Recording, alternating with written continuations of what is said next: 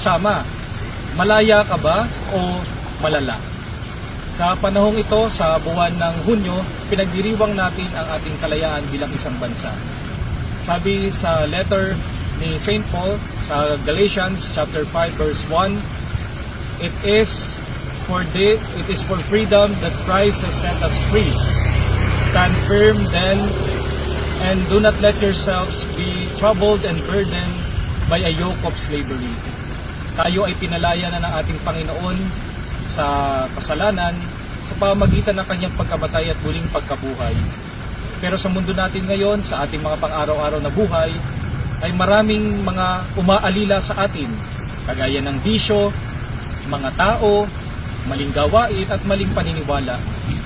Kaya magandang tanungin natin, tunay nga ba tayong malaya?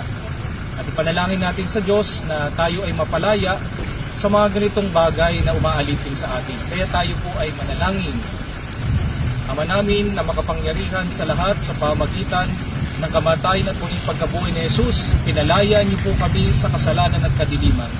Patuloy niyo po kaming palayain sa mga bagay na naglalayo sa amin at sumisikil sa aming kalayaan upang kami ay makapaglingkod at sumunod sa inyo ng buong kalayaan.